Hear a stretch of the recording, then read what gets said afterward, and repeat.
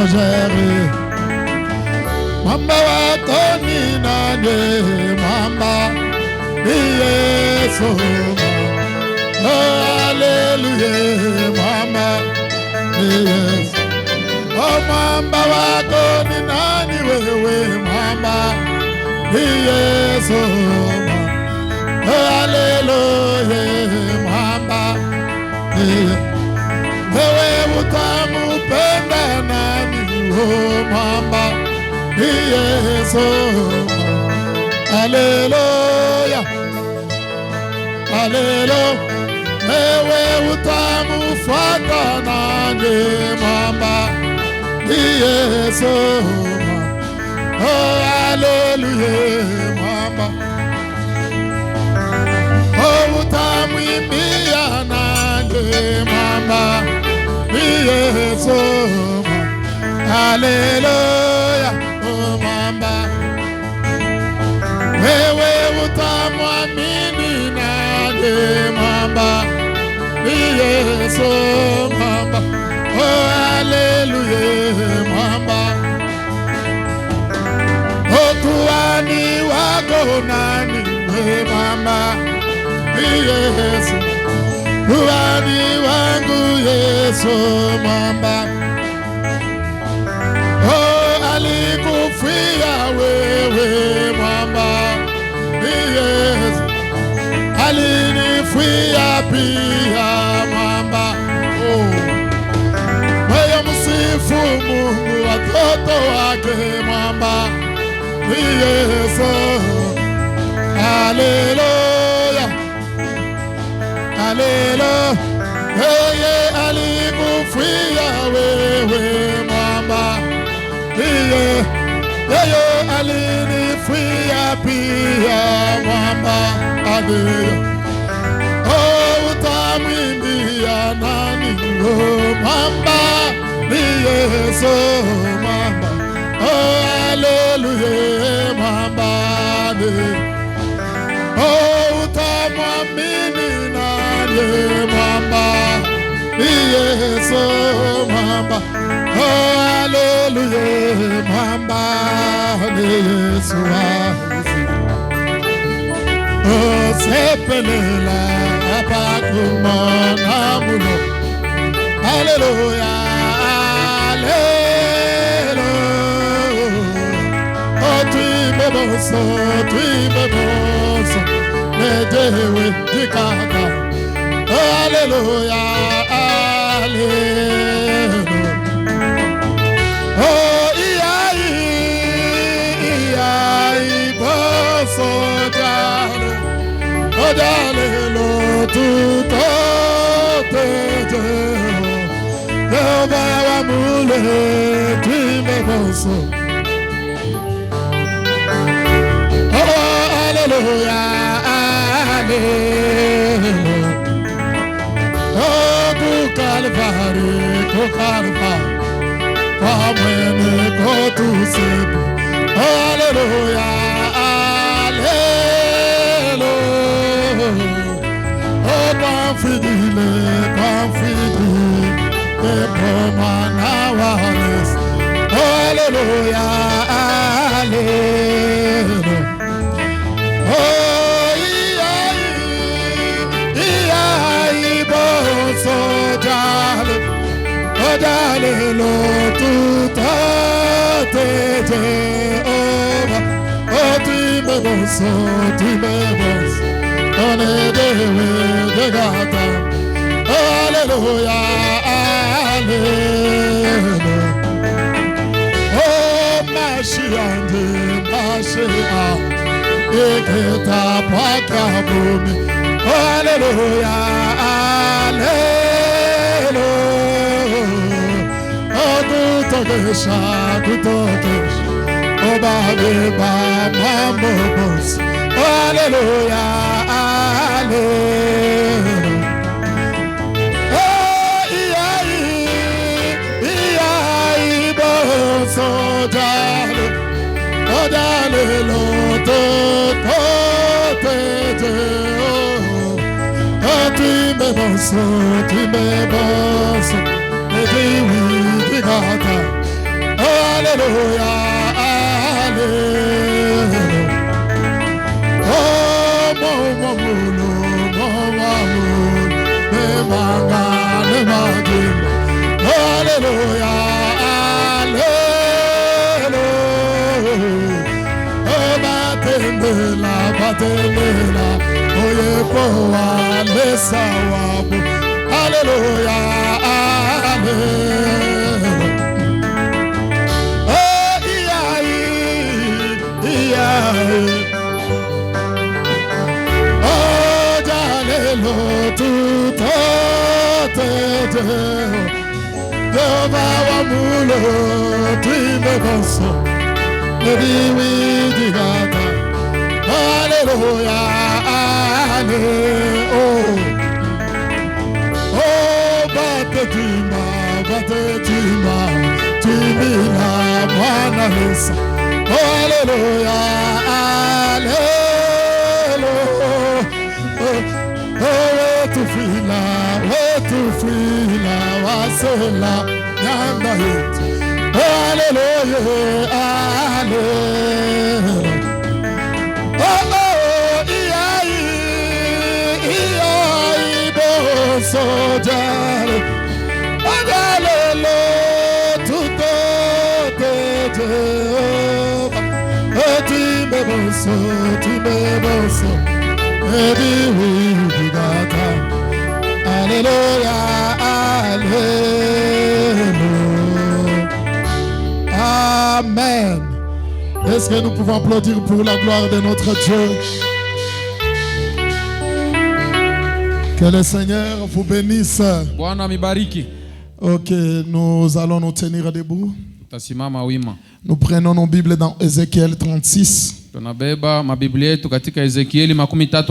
Le verset 25 à 27. Kuanza mistari 25 mpaka 27. Nous lisons au nom du Seigneur Jésus-Christ. Tunasoma mjina wa Bwana Yesu Kristo. Je répandrai sur vous une eau pure et vous serez purifiés. Mimi nitamwanga juu yenu maji safi na nyinyi mtatakaswa. Je vous purifierai de toutes vos souillures et de toutes vos idoles. Nitamitakasa kwa buchafu yenu yote na masanamu yenu yote. Je vous donnerai un cœur nouveau. Nitamipatia moyo mpya. Et je mettrai en vous un esprit nouveau. Na nitaweka ndani yenu roho mpya.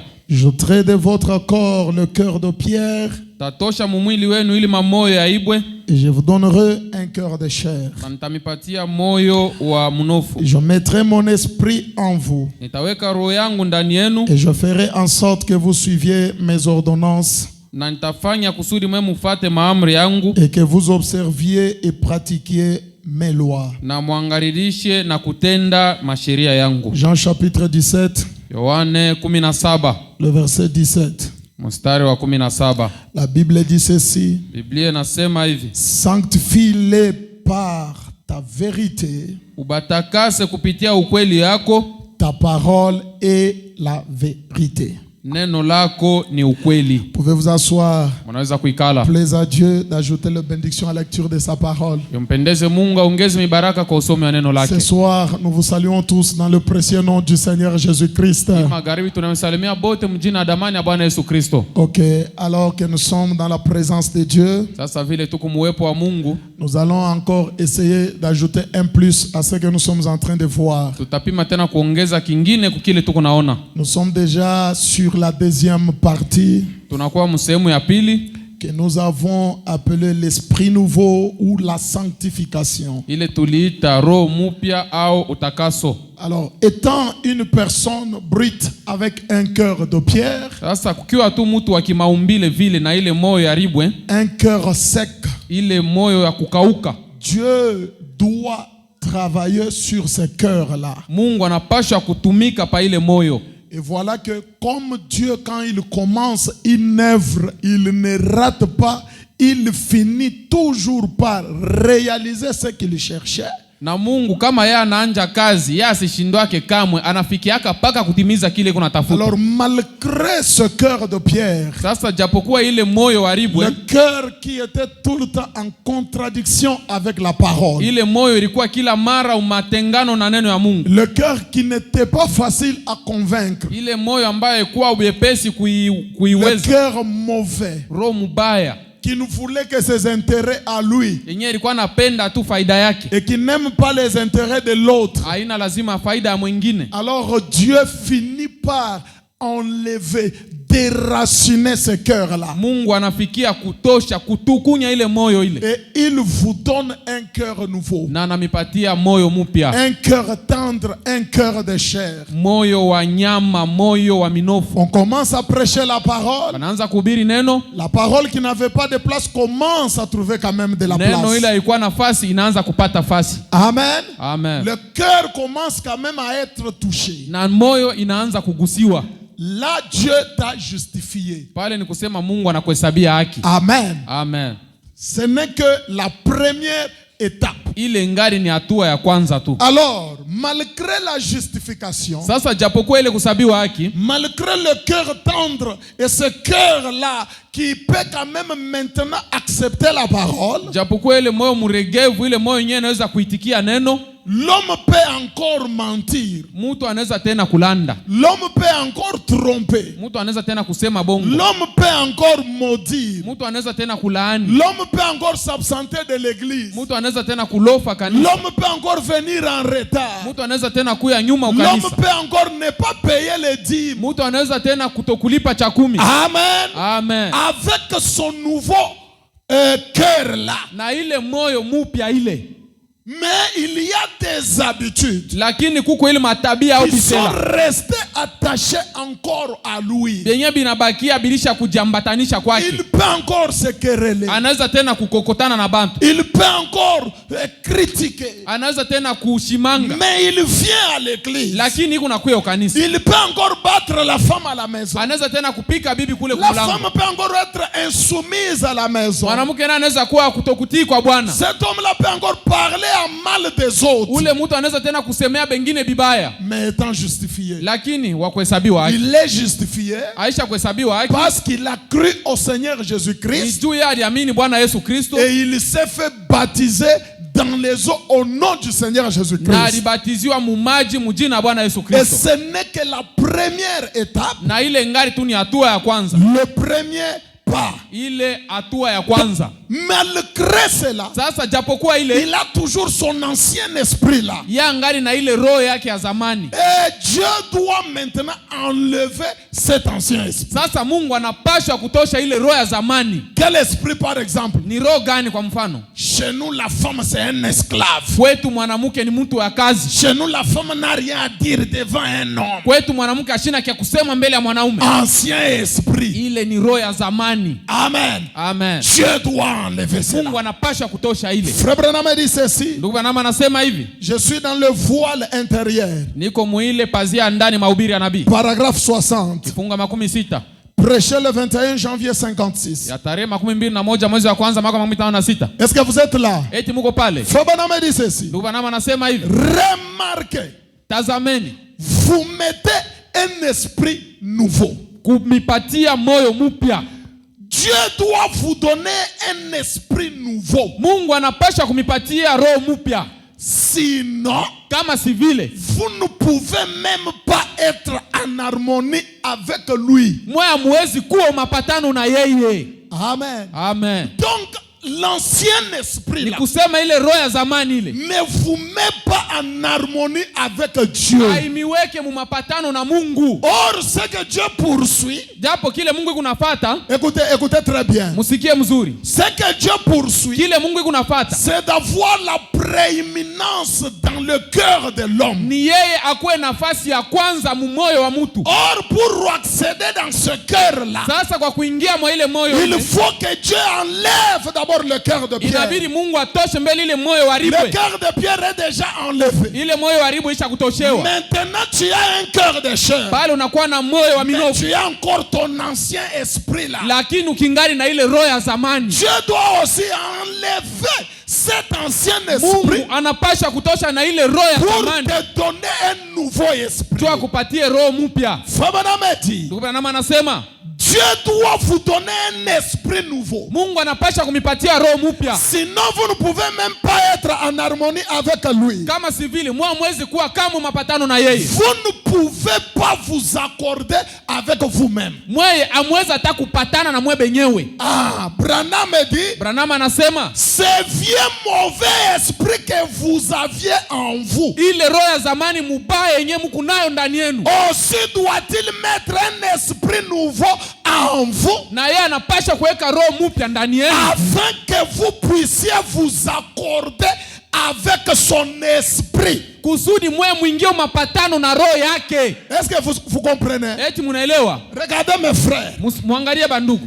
La justification kuhesabiwa haki amène ou ouvre la porte pour la sanctification. Inafungula mulango ja utakaso. Donc tu ne peux pas être sanctifié sans être justifié. Ni kusema wewe huwezi kutakaswa bila kuhesabiwa mbele ya haki. La justification, kusema kuhesabiwa haki, ouvre la porte à la sanctification. Inafungulia utakaso mulango. Amen. Amen. Et la sanctification, na ile utakaso, ouvre la porte au baptême du Saint-Esprit. Inafungua mulango kubatizwa Roho Mtakatifu. Amen. Amen. Donc le nouveau cœur, ni kusema ile moyo mpya, le cœur de chair, ile moyo wa minofu au wanyama, nouveau cœur, moyo mpya ouvre la porte au nouveau esprit. Inafungulia roho mpya mulango. Amen. Amen. Et le nouveau esprit, na ile roho mpya, c'est ça qui permet le Saint-Esprit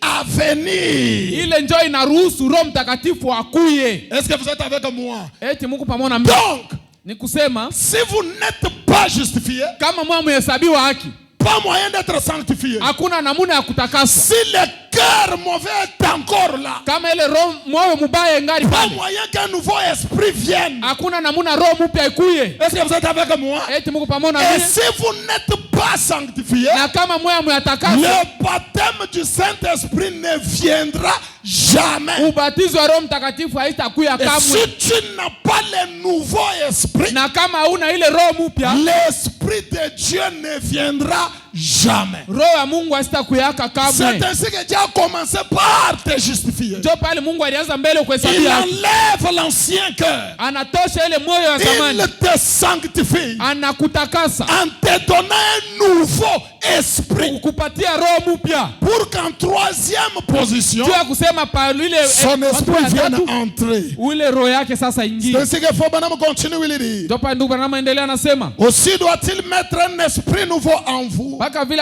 anapasha kuweka roho mpya ndani yenu, afin que vous puissiez vous accorder avec son esprit. kusudi mwe muingie mapatano na roho yake. Je mettrai un esprit nouveau en eux, Nitaweka roho mpya ndani yabo, et je mettrai mon esprit en eux. na nitaweka roho yangu ndani yabo. Branham dit, Branham anasema, a-t-il dit après qu'il vous a donné un esprit nouveau? alisema kisha kumipatia ile roho mpya. Après qu'il vous ait donné un esprit nouveau. Ni kisha yeye kumipatia roho mpya. Branham dit, Branham anasema, cet esprit nouveau, ile roho mpya c'est vous. ni mweye.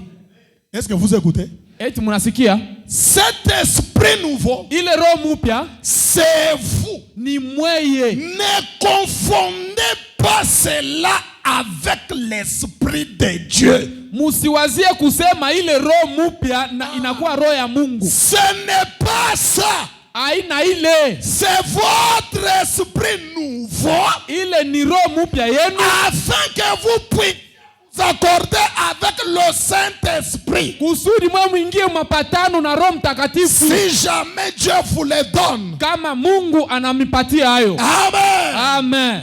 Je donne un exemple. Namipatia mfano. Tu es un païen. Wewe uko mpagani. Tu ne crois pas le message. Hauamini ujumbe. Tu as une façon de penser. Uko na namuna yako ya Une kuwaza. façon de faire les choses. Namuna ya kufanya vitu. Quand tu viens dans le message, Sasa kama unakuwa muujumbe, vous trouvez que le message a un esprit. unakuta kusema ujumbe kuna roho yake. Toi, tu as un autre esprit. Wewe na wewe kuna roho ingine. Tu viens avec l'esprit tel que Unakuwa na roho ya ile quand namuna. une femme joue, on tape. Kama mwanamke anacheza ni C'est kupika. ça l'esprit avec lequel tu es venu au message. Ile njoo roho unakuwa nayo mjumbe. Maintenant dans le message tu trouves un esprit tel que quand la femme fait une erreur on ne bat pas, on pardonne. Sasa unakuwa mjumbe nakuta kusema kama mwanamke anafanya kosa hapikake Maintenant banasamehe. pour que tu aies le Saint-Esprit, Sasa kwa wewe kupata Roho Dieu Mtakatifu, commence d'abord par enlever cet esprit de battre la femme là. Mungu anaanza mbele kutosha ile roho ya Et kupika il te bibi. donne le nouveau esprit de ne pas taper la femme. Na anakupatia roho mpya ya kupika bibi. Amen. Quand tu étais dans le monde, Wakati ulikuwa mdunia, tu marchais avec tes culottes. ulianza kutembea mtuputula. Tu faisais tout ce que tu pouvais faire. Ulianza kufanya vyote ulipaswa kufanya. Mais quand tu arrives dans le message, Sasa wakati unakuwa mjumbe, tu trouves que le message c'est un monde à part. unakuta kusema ujumbe ni Où dunia il y a nyingine des préceptes et des ordonnances. ambao kuko masheria na Il makanuni. y a des règles que tu ne peux pas briser. Kuko makanuni ambayo haupashi kuvunja. Alors ton esprit là du dehors Sasa ile roho yako ya nje ne peut jamais s'accorder avec l'esprit du message. haiwezi kama kupatana na roho ya ujumbe. Et Dieu Na Mungu ne peut pas prendre son esprit asiwezi kubeba roho et yake donner dans cet état-là. ya kupatia mwili hali Il ile. commence par changer ton esprit. Yeye anaanza mbele kubadilisha roho yako. Jeune fille, Binti, quand tu étais dans le monde, wakati ulikuwa mdunia, tu trouvais que c'est normal de sortir avec les garçons. ulianza ukuta biko tu sawa Je kutoka ne na peux banamu. pas te donner le Saint-Esprit dans cet état-là.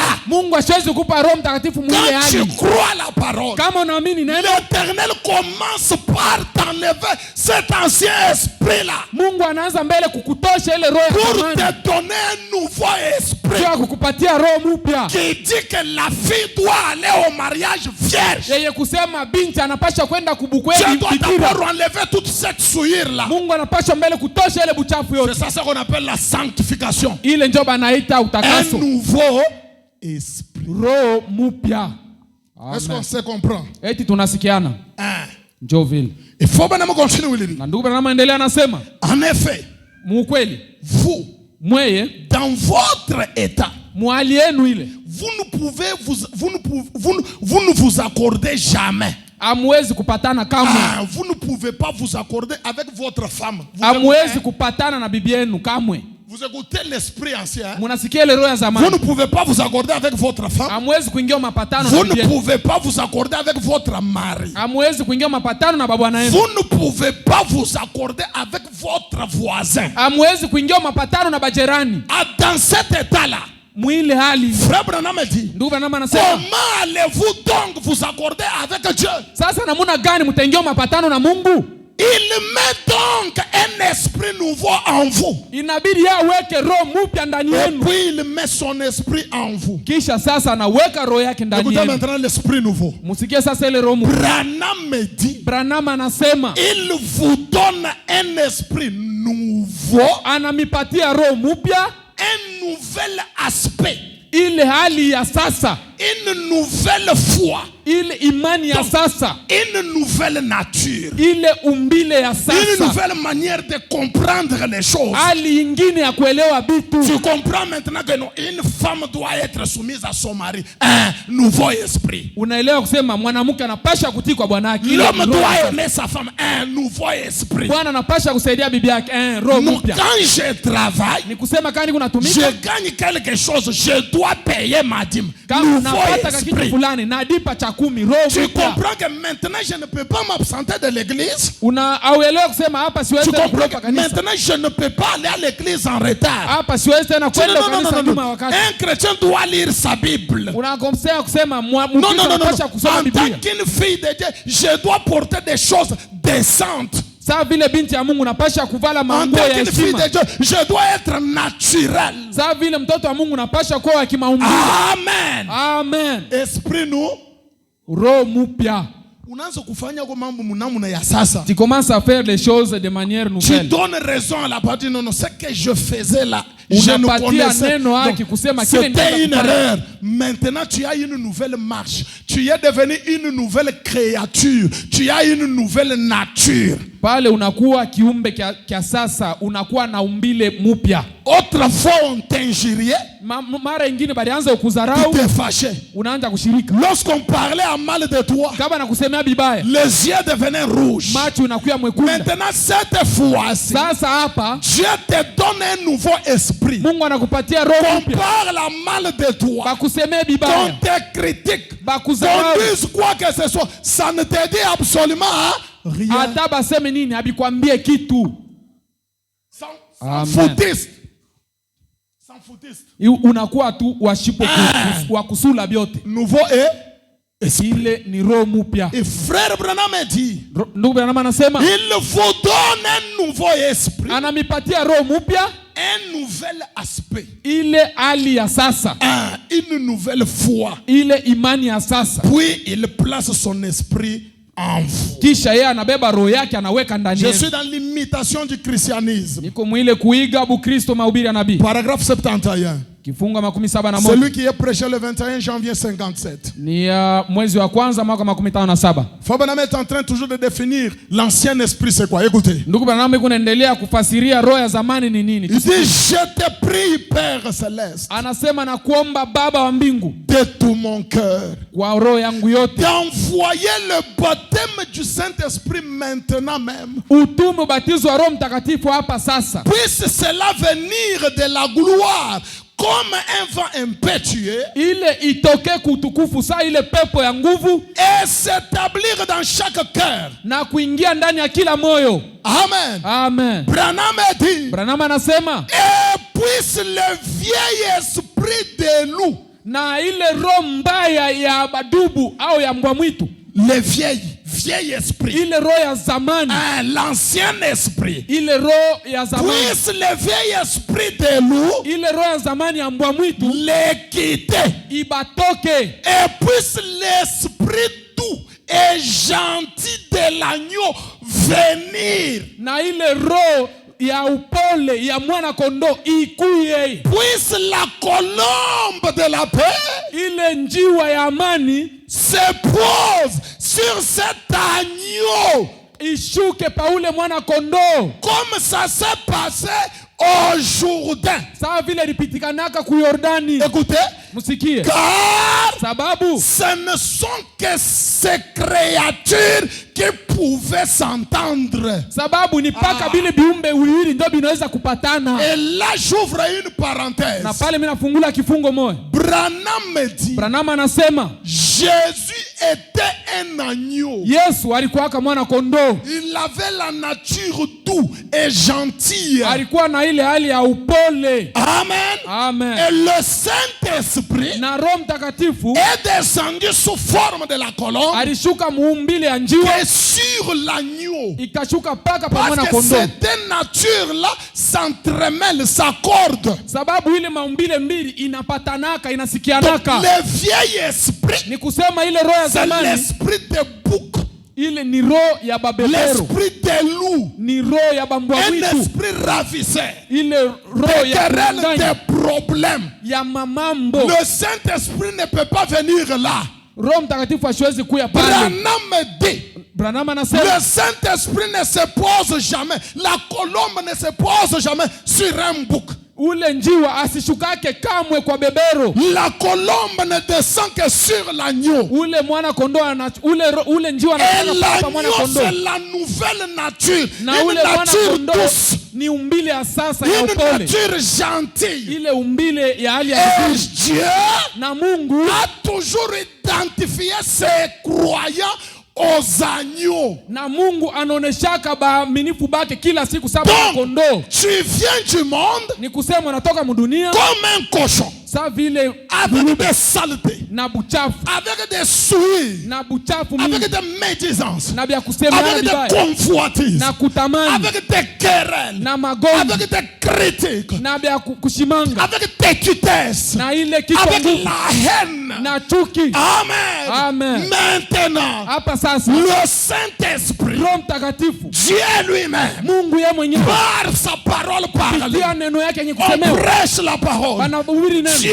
te purifie. Mungu On anakutakasa, prêche la parole. anahubiri neno. Dieu te purifie. Mungu On anakutakasa, prêche la parole. anahubiri neno. Dieu te change. Mungu anakubadilisha Jusqu'à un niveau où la mauvaise façon de se comporter là mpaka ile wakati kile kisema doit yako être zamani ôté de toi. inatoka Et ndani yako, Dieu te donne une nouvelle approche, na Mungu anakupatia hali ya sasa, une nouvelle nature, ile umbile ya sasa, une nouvelle atmosphère. ile hali ya Ce sasa. que tu faisais, Kile ulianza tu ne kufanya le fais pas encore. au kifanye tena, C'est alors que le Saint-Esprit peut maintenant venir. na pale ndio Roho Mtakatifu inaweza hasa kushuka. Il faut maintenant dire, Na ndugu Branham anasema, et nous savons, na tunajua que ce vieil esprit bagarreur et brutal du kusema monde. ile roho ya zamani ya mabukombi na kupikana ya dunia. Est-ce que vous comprenez? Eti mnaelewa? L'esprit ancien, esprit brutal et bagarreur. Ile roho ya zamani ya mabukombi. Un petit problème. Kamambo kaloko, Ananichezea. il se joue de moi. Chunga sasa nimoneshe kile niko. Maintenant, attends, je vais le montrer ce que je suis. Et vous trouvez la sœur Na unakuta dada avec une autre sœur, na dada mwingine, Bobali. elles sont là. Vous trouvez un frère Unakuta ndugu avec un autre frère. na ndugu mwingine. Bantu Bobali bashako bashimame. Ye, mukwa muone bene Branham ba tabernacle. Venez voir les gens du message. Ba frère Branham mukwa mubaone. Les frères Branham, venez les voir. Ancien esprit. Roho ya zamani. Et faut Branham dit, Na ndugu Branham anasema, le Saint-Esprit Roho Mtakatifu ne peut jamais asiwezi kamwe rester à un endroit comme cela. kubakia mufashi saa ile. Amen. Même chez vous dans vos maisons, Hata kwenu mumanyumba yenu, toujours des querelles. paka mamikokotano L'homme kila et la siku. femme, vous ne vous accordez pas. Bibi na bwana musikiana Toujours des tiraillements. kila siku paka Même dans kubululana. une église. Hata Oh mukanisa. frère, Oh, bandugu. frère Branham me dit, Ndugu Branham anasema dans un endroit comme ça, mufasi ya le vile Saint-Esprit Roho ne Mtakatifu peut pas se poser. ashiwezi kuikala pale,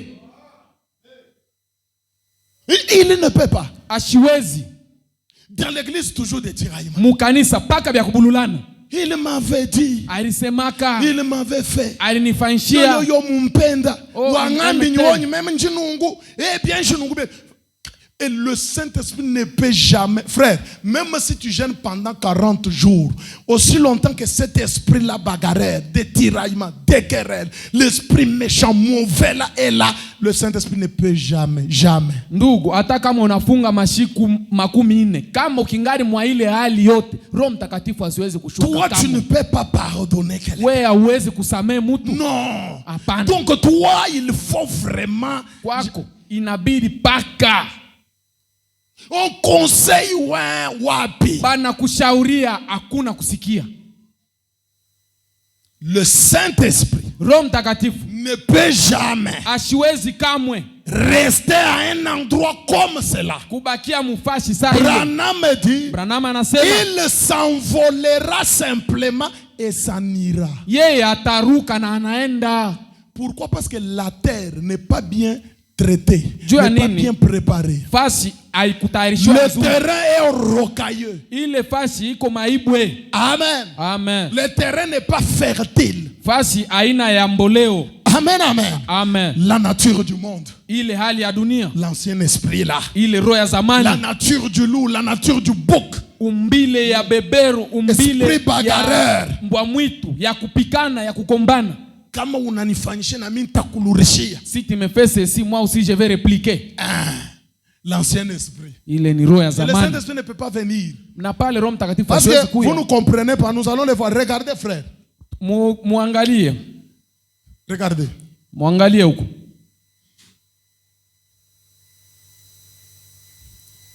Que dit Dieu? Mungu anasema nini? J'enlèverai de vous Nitatosha ndani yenu le cœur de pierre ile moyo wa ribwe. pour vous donner quoi? Jua kumipatia nini? Le cœur de chair. Moyo wa nyama. C'est ça le cœur de chair. Ile njo moyo wa nyama Amen. au wa mnofu. Le cœur tendre. Ile moyo mulegevu. Et le nouveau esprit Na ile roho mpya Frère Branham me dit, Ndugu Branham anasema le nouveau esprit doit venir au centre de votre nouveau cœur. ile roho mupya inapasha kuya katikati ya ile moyo wenu mupya. Amen. Amen. C'est ce qui est au milieu là. Njo kile kiko katikati pale ndani. Donc le cœur, l'esprit nouveau. Ni kusema roho mupya.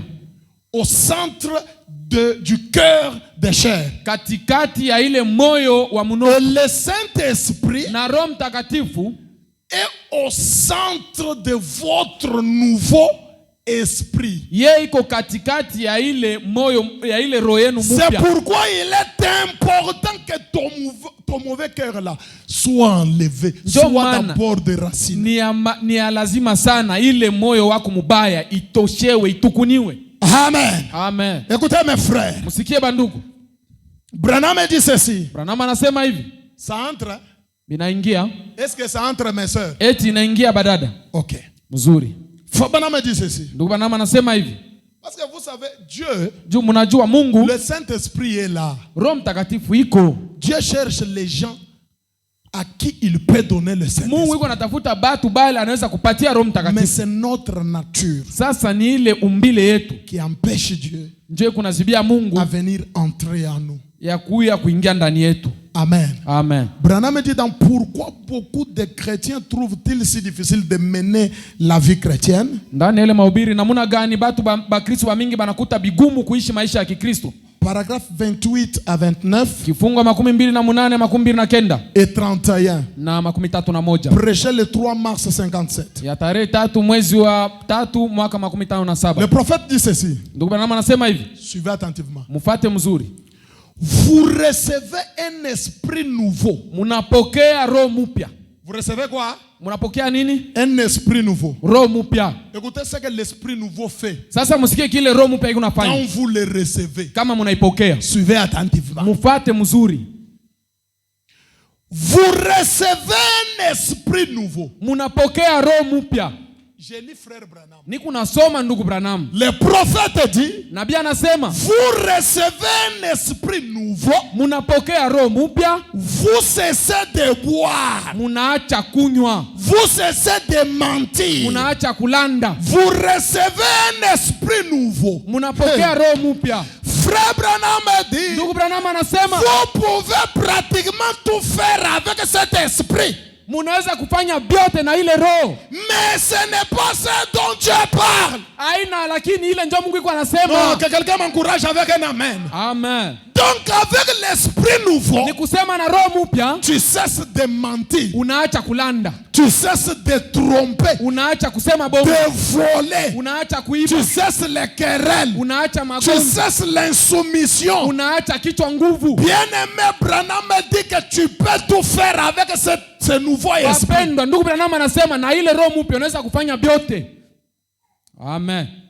Avec le nouveau esprit. Na ile roho mpya. Mais ce n'est pas le Saint-Esprit. Lakini ile haiko Roho Mtakatifu. Donc tu étais en train de boire. Ulikuwa na kunywa. Tu étais en train de fumer. Ulianza kufuta. Tu étais en train de convoiter. Ulianza kutamani. Tu étais en train de. Ulianza kufanya bila na vingine. Dès que ces choses-là s'arrêtent. Wakati bila vitu yote binasimama. Ne dis pas que c'est le Saint-Esprit. Non. Usiseme ni Roho Mtakatifu. C'est la deuxième étape des 3 marches pour atteindre le baptême du Saint-Esprit. Ile ni hatua ya pili ya ile hatua tatu. Parce qu'avec ce nouveau esprit, una ile roho mpya. Frère Branham dit tu peux tout faire avec ce nouveau esprit. Branham anasema unaweza kufanya vyote na roho mpya. Tu peux jeûner. Unaweza kufunga. Tu penses que c'est le Saint-Esprit? Unawaza ni Roho Mtakatifu. Non, c'est le nouveau esprit. Ile ni roho mpya. Tu peux crier à l'église. Unaweza kulalamika. Tu peux dire amen. Unaweza kusema amina. Tu peux sauter. Unaweza kuruka. Tu peux même prendre la chemise donner à un frère. Unaweza kubeba hata shati unapatia ndugu. Tu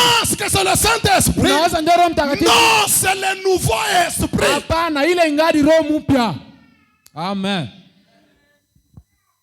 Tu peux tout faire avec cet esprit. Unaweza kufanya vyote na ile roho. Est-ce que je peux encore relire Frère Branham? Tunaweza kusoma tena ndugu Branham. Frère Branham dit. Ndugu Branham anasema. Vous recevez un esprit nouveau. Munapokea roho mpya. Vous cessez de boire. Munaacha kunywa. Vous cessez de mentir. Munaacha kulanda. Vous recevez un esprit nouveau. Munapokea roho mpya. Vous pouvez pratiquement tout faire avec cet esprit. Munaweza kufanya vyote na ile roho. Mais ce n'est pas ce dont Dieu parle. Aina ile njoo Mungu iko nasema. Écoutez, Musikie. je vous donnerai, a-t-il dit, Nitamipatia anasema un esprit nouveau. roho mpya. Suivez donc.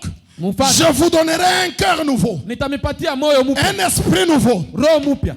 Fabana me dit, Ndugu Branham anasema eh bien, mzuri, il aura à vous donner un esprit nouveau yeye atamipatia roho mpya pour vivre pour lui. juu ya mwe kuishi juu yake.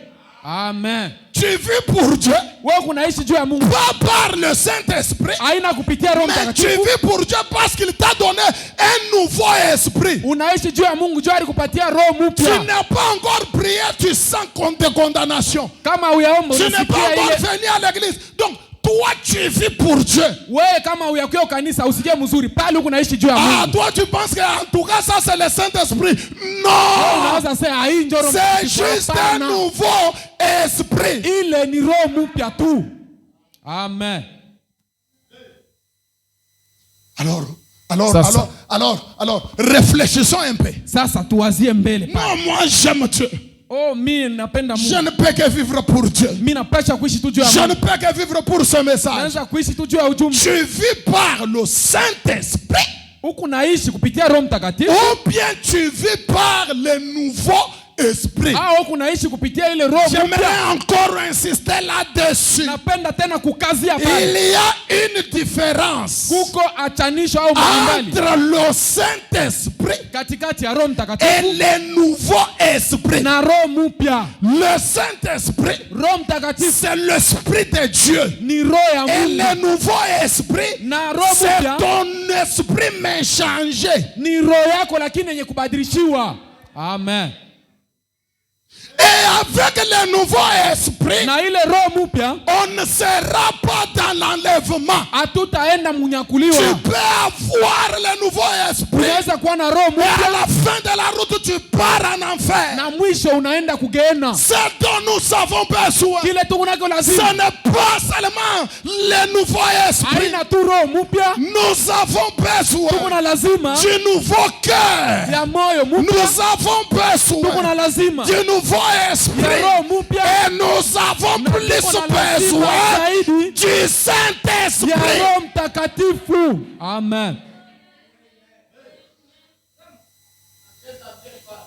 Si cela n'est pas entré là, Kama ile haiyaingia au milieu du nouveau esprit. katikati ya ile roho mpya. Non, moi si j'ai 5 000 francs, Oh, mi kama niko na 5,000 makuta, je donne 4 000 comme offrande à l'église. mi natoshaka 4,000 sawa vile sadaka ukanisa. Si chez moi il y a un méca de farine, Oh, kwangu kama kuko mekaa je moya peux bunga, donner à ma soeur 3/4. naweza kupatia dada yangu sehemu 3 ya ile. C'est le Saint-Esprit ou bien le nouveau esprit. Eti ni Roho Mtakatifu au ni roho mpya?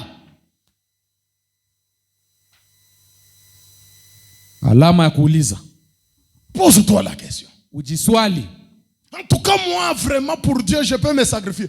Tu le fais par le nouveau esprit ou bien tu le fais par le Oh, Saint-Esprit. miju ya Mungu unaweza kujitoa, unaifanya kupitia Roho Mtakatifu au Parce kupitia que roho mpya. Pierre, Petro avec le nouveau esprit, alikuwa na ile roho mpya. il a fait sortir le couteau. Alitoka Il a kisu, coupé l'oreille de Marcus. akakata sikio ya Malkus, Prêt à se sacrifier pour Jésus. tayari kwa kujitoa juu ya Yesu. Nouveau esprit. Roho mpya.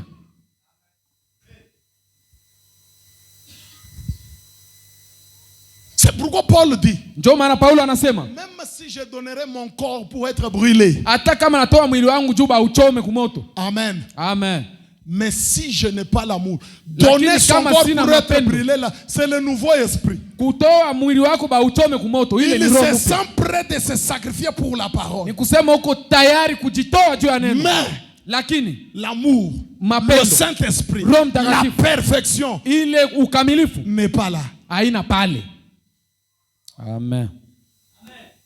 Mais si c'est lui qui se sacrifie Sasa kama ule mwenye kujitolea, kujitoa pour la parole. juu ya neno. Il vit pour la parole. Anaishi juu ya neno. Il sent que je dois aller à l'église. Anasikia kusema anapasha kwenda Il sent que kanisa. je dois prier. Anasikia kusema Il anapasha sent que je dois kuomba. payer mes dîmes. Anasikia kusema anapasha kulipa cha 10. Il le fait par le nouveau esprit. Anaifanya kupitia tu roho mpya. Mais qu'en est-il de celui qui s'absente de l'église? Sasa bikuje kwa ule mwenye kulofa Qu'en est-il kanisa. de celui qui ne sent pas que c'est essentiel que j'aille moi écouter la parole? Bikuje kwa ule mwenye asikia hata ya lazima kwenda kusikia neno.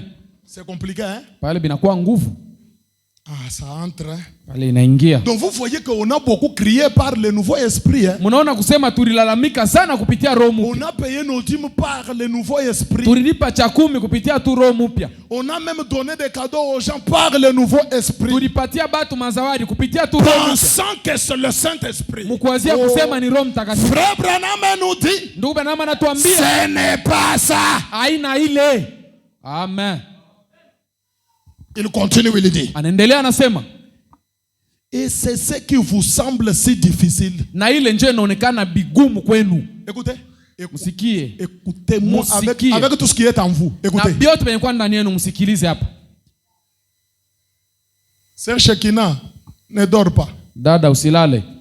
Branham dit, Branham anasema, c'est ce qui vous semble si difficile. kile njo kinaonekana kigumu kwenu. Vous allez à l'église Munaenda ukanisa et vous changez de conception. na munabadilisha mawazo au namna kufikiri. Comment vous changez de conception? Munabadilisha mafikara namna gani? Vous savez quoi? Mungu nani? Munajua? Vous savez quoi, hein? Munajua? Donc vous venez à l'église. Munakuya kanisa. Je lis frère Branham. Niko nasoma ndugu Branham. Ben, ne dors pas. Je lis frère Branham. Nasoma ndugu Branham. C'est ce qui vous semble si difficile. Kile njo kinaonekana kigumu kwenu. Vous allez à l'église Munaenda ukanisa et vous changez de conception. na munabadilisha mawazo Et vous dites, na munasema, vous savez quoi? munajua? Je pense que je dois fréquenter l'église. Mimi nawaza napasha kuanza kwenda ukanisa. Alors, Sasa vous rentrez chez vous et vous dites, na munarudia kwenu munasema, Alléluia, Alléluia, je l'ai. niko nayo. Hein, j'ai eu le Saint-Esprit. Mimi Hein? nashapata roho J'ai eu mtakatifu. l'Esprit de Dieu. Mimi napata roho ya Mungu. Vous avez changé de conception. Munabadilisha tu Non, mawazo. je dois commencer à aller à l'église. Mimi napasha kuanza Je kwenda dois kanisa. commencer à lire la parole. Napasha kuanza kusoma Je dois Biblia. commencer à respecter les gens. Mimi napasha kuanza Je kuheshimia dois watu. commencer quand même à aimer les gens. Mimi napasha kupenda Je dois watu. commencer quand même à être humble. Mimi napasha kuwa Je mnyenyekevu. dois quand même laisser l'orgueil. Napasha kuacha kiburi. Et après, tu rentres chez toi. Kisha unarudia kwako. Moi, ici, je ne partais pas à l'église. Sikuanza kwenda kanisa. Mais maintenant, je commence à sentir à moi vraiment Mina- le désir, Hapa le naenda poids kusikia d'être kabisa toujours à ile l'église. buzito ya kwenda kanisa. Alléluia. Haleluya. J'ai reçu le Saint-Esprit. Mimi napokea Roho Mtakatifu. Branham me dit, Branham anasema, non, hapana, vous ne l'avez pas eu. hauna nayo. Amen. Vous ne l'avez pas eu. Au kuipokea hapana. Puis, Kisha vous allez à l'église, vous dites, unaenda kanisa unasema, écoutez, hein, musikie. après avoir dit que non, je vois que la manière dont je vis ici, j'ai eu déjà le Saint-Esprit. Kisha kusema mimi hii hali naona nakuwa naishi, nishapata Roho Tu Mtakatifu. aimais aller à l'église, non? Mimi unakuya Tu kanisa. aimais te sacrifier, Unaanza te kupenda consacrer. kujitolea, unaanza kujitolea. Tu n'aimais pas de problème avec les gens. Haupende mambo na Frère baba. Branham dit, Ndugu Branham anasema, puis vous allez encore à l'église. Hein? kisha mnaenda tena kanisa. Vous dites, Mnasema, oh, je pense que quelque chose s'est passé. mimi naona kusema kitu fulani kilipita. Je ne vois plus les choses comme autrefois. Mimi sione tena vitu sawa vile nilianza kuona. Alléluia. Haleluya. Branham dit, Branham anasema, quelques jours après, masiku tu ya kufuatilia vous vous retrouvez exactement dans la même vieille ornière qu'autrefois. munarudia tena paka mwile hali yenu ya zamani tena. Et ouvre grandement ton âme. Écoute-moi très bien Sasa maintenant. fungula nafsi yako unisikie mzuri. Tu as dansé en esprit. Ulicheza mkiroho. Tu as prophétisé. Ulitabiri. Tu as dit amen à la parole. Ulisema amina kunena. Tu as aidé même les gens. Ulisaidia batu. Tu n'aimes pas de problèmes avec les gens. Haupende mamambo na Tu batu. n'aimes pas de querelles. Haupende makelele. Amen. Amen. Et tu as pensé que tu as le Saint-Esprit. Na wewe unawaza kusema kuna On Roho te Mtakatifu. critique. Bana kudharau. Tu ne réagis pas. Au useme kitu. On te provoque. Bana kuya Tu es kuchokoza. toujours calme. calme. Wewe tu kimya. Tu as même donné témoignage. Ukiwa kuleta na Je ushuhuda. ne suis pas ce que j'étais. Mimi siko tena ule nilikuwa. Branham me dit. Branham Mais anasema après quelques temps, kisha masiku au tu wakati te fulani retrouves unajikuta comme tu étais autrefois. mwile hali ulikuwaka tena zamani. C'était quoi? Ilikuwa nini? Ce n'était pas le Saint-Esprit. Haikuwa Roho C'était Mtakatifu. le nouveau esprit. Ilikuwa ni roho Ah, et là mpya. j'ai l'onction de prêcher. Pale ni kuna upako wa kuhubiri. Quelque part, Fasi fulani. le nouveau esprit Ile roho mpya a des failles. iko na angukaka. À un moment donné, Wakati fulani il rétrograde. kinaikalaka mkurudia Ah, que kumkonga. quelqu'un me donne un amen. Amen. Mais un homme qui a reçu le Saint-Esprit, Lakini mtu lesha kupokea Roho Mtakatifu s'il aime aujourd'hui, kama anaipata leo, s'il aime aujourd'hui, kama anapenda leo, demain il va aimer. kesho atapenda. Le lendemain il va Kesho aimer. yake tena Jusqu'à atapenda. ce qu'on va l'enterrer, il va toujours aimer. Mpaka vile batamuzika yeye S'il atapata kupenda. supporte les choses aujourd'hui, Kama anavumilia leo, demain il va continuer à kesho supporter. atavumilia tena. Même jusqu'à le jour où on va l'enterrer, Mpaka siku ile il batamuzika va continuer toujours à supporter. yeye ataendelea. Est-ce que je mpaka peux prêcher kuvumilia. ce soir? Amen. Le Saint-Esprit n'a Roho pas de Mtakatifu faille. asiangukake Le kamwe. Saint-Esprit ne se fatigue pas. Roho Mtakatifu Le asichokake. Saint-Esprit est éternel. Roho Mtakatifu ni wa milele. C'est pourquoi Goël Mapoko a chanté. Ndio maana ule ndugu Un alimba chrétien Mukristo garde toujours son identité. anachungaka kila siku. Que le pasteur soit là ou n'est pas là, Pastori akuwe asikue, il est toujours un chrétien. yeko paka Mkristo. Il ne dira pas Asitasema, mbala oyo tokobunda. Il ne dira pas asitasema je suis aussi un homme. na mimi niko mtu. Il ne dira pas que Asitasema la patience a des limites. Non. kusema wewe kuvumilia kuko na mwisho, hapana. Ondende. Pose-toi la question. Ujiswali, C'est juste un nouveau esprit. ile ingali roho mpya. Tu n'as pas encore eu la chose. Pale hauyapata kitu. Fabana me dit, Ndugu Branham anasema il dit que vous vous retrouvez dans la même vieille ornière qu'autrefois. unajikuta tena mwile hali ya zamani ile, Les doutes, mashaka, les raisonnements mafikiri et tout le reste. na bingine vyote. Écoutez comment vous commencez à dire. Msikia sabini anaanza kusema Eh bien, maintenant, mzuri hapa puisque sasa. le pasteur Intel a dit que ce n'était pas vrai, Juu pastori fulani anasema kabikuwa sawa, je ne crois pas que c'est vrai. mie siamini kusema biku sawa. Vous voyez? Mnaona? On commence, hein? Oh, Tunaanza. tu étais joyeux avec la parole. Weye Tu disais Amen. Alléluia, c'est la ulianza vérité. kusema amina kuneno. C'était juste un nouveau esprit. Ilikuwa tu ni roho mpya. Maintenant, quand un autre pasteur vient, Sasa kama pastori mwingine ou anakuja bien un autre prédicateur, au mhubiri il mwingine dit autre chose que la chose pour laquelle tu disais Amen là. anasema kitu kingine kia kuachana na kile ulisemeaka amina. Kumbi mimi naona sasa huyu njoo yuko na vérité. Ah, moi je vois que c'est celui Ula qui a la ritubiri vérité. arilanda kumbi. Celui qui nous a prêché l'autre fois, il nous a menti. C'était juste un nouveau esprit. Il Ce n'était ilikuwa pas le lingali tu Saint-Esprit. roho mpya. Le Haikuwa Roho Mtakatifu. Saint-Esprit croit la même chose du début jusqu'à la fin. Roho Mtakatifu anaamini kitu kimoja. C'est pourquoi frère Branham me dit, Ndio maana ndugu Branham anasema depuis que j'ai commencé à prêcher, Tangu jusqu'à aujourd'hui, nianze kuhubiri. je n'ai jamais changé ce que je prêchais. mpaka leo mimi siabadilishaka bili niko nahubiri.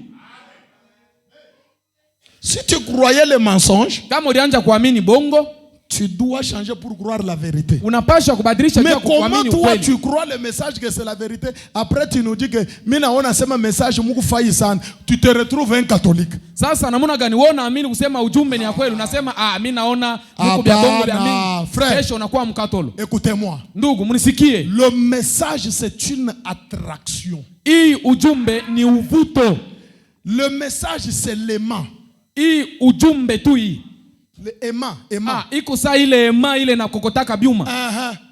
Donc, vous savez, Branham dit, Ndugu Branham anasema c'est eux ni bo qui doivent quitter chez eux pour s'allier chez nous. ndio banapasha kutoka kwabo juu ya kujiumbatanisha Ce kwetu. n'est pas nous Hapana sie qui devront quitter chez nous pour s'allier chez eux. benye tunaweza kutoka kwetu juu ya kwenda kujiambatanisha kwabo. Un homme qui a cru le message, Mtu ule mwenye aliamini ujumbe, que Dieu a enlevé le cœur de pierre. mwenye Mungu aisha tosha ile moyo wa ribwe, Dieu lui a donné un nouveau esprit. na Mungu anampatia roho mpya. Et puis il a pris son esprit, il l'a placé dans ce nouveau esprit de cet Kisha homme. anabeba roho yake anaweka ndani ya roho mpya ule. Ça veut dire que Dieu l'a justifié, Ni kusema Mungu aisha mhesabia l'a haki, sanctifié, anamtakasa, l'a baptisé du Saint-Esprit. anambatiza na Roho Mtakatifu. Cet homme a fait l'expérience. Ule mtu anaonja, Il est converti. yeye alisha Il est kuongoka, né de nouveau. aisha zaliwa mara ya Il pili. n'abandonnera jamais le message. Asiwezi Jamais. kuacha kamwe ujumbe, kamwe. Frère, je sais de quoi je parle. Ndugu, najua kile niko nasema.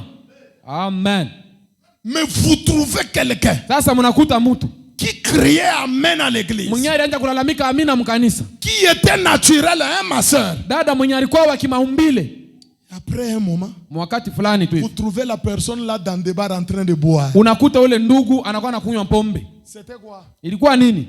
Le nouveau esprit. Roho mpya. Le nouveau esprit, tu vas rétrograder. Ile roho mpya utarudia kumkongo. Dans la sanctification, tu vas rétrograder. Mutakaso unaweza kurudia nyuma. Oui. Ndiyo. Mais quand l'encre Lakini kama ile wino tient bon, inabamba mzuri, quand le cœur a croisé quelque chose, kama moyo inakutana na kitu, là tu peux parler comme Paul.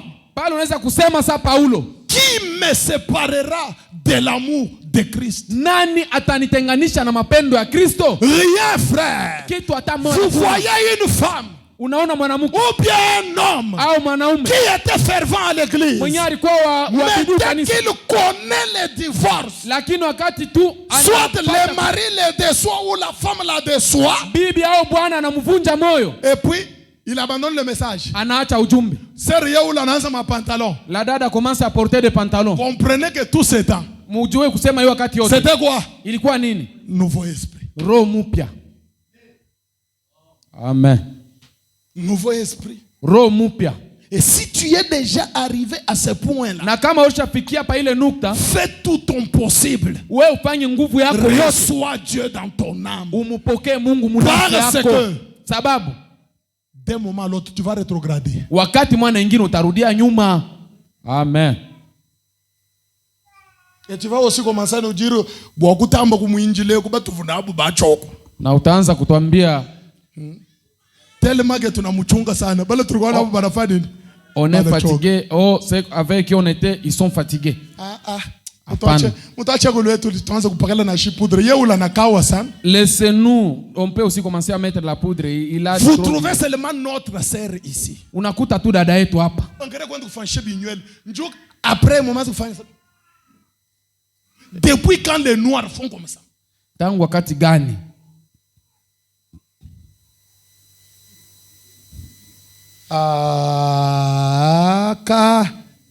Acha kutulanda.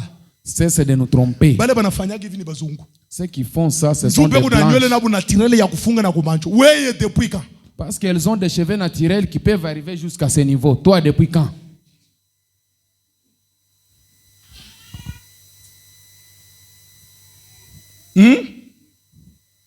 Nouveau esprit. Roho mpya. Njoo unarudia nyuma. Tu rétrograde.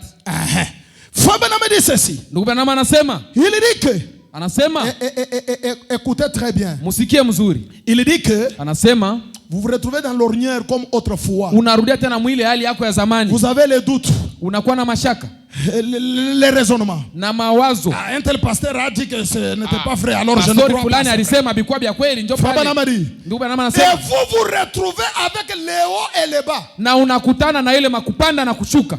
Un pied dedans, Mukulu moja ndani, un pied dehors. mukulu wengine nje. Branham dit, Branham anasema, vous n'êtes pas simplement allé très loin. kusema wewe haukwenda tu mbali. C'est ça, Amen. c'est ça l'esprit nouveau. Ile njoo roho mpya. Aujourd'hui, un pas dedans. Leo mkulu moja ndani, Demain, un pas.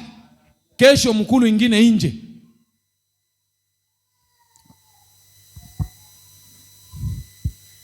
Ule sœur. Ana na Roho Mtakatifu. Telle sœur n'a Ule pas le frère Saint-Esprit.